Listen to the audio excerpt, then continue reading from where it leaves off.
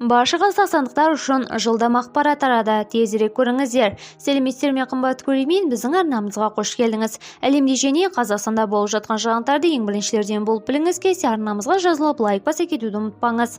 Қазақстанда жұмысшыларды жазатайым оқиғалардан міндетті сақтандыру жүйесі жетілдіріледі.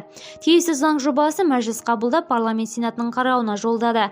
Еңбек және халықты әлеуметтік қорғау министрлігі еңбек міндеттерін орындау кезінде жұмысшыларды жазатайым оқиғалардан міндетті сақтандыру жүйесін жетілдіруді көздейтін заңнамаға түзетулер топтамасын әзірледі. Тиісті заң жобасы мәжіліс қабылдап, сенаттың қарауына жолдады. Заңнамаға енгізілген түзетулер төмендегілер көзделген. Өмірді сақтандыру компанияларының жұмыс берушінің алдын ала шараларына жұмсаған шығындарын төленген сақтандыру сыйақысының 6%-на дейін өтеуі.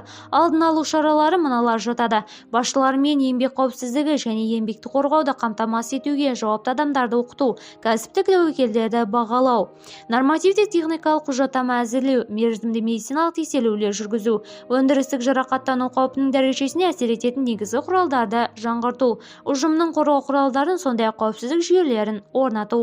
Видеомыз кеңінен таралу үшін видеомыз жақындарыңызға таратып лайк баса кетуді ұмытпаңыз. Қымбатты көрермен, бізді бақылауды жалғастырыңыз.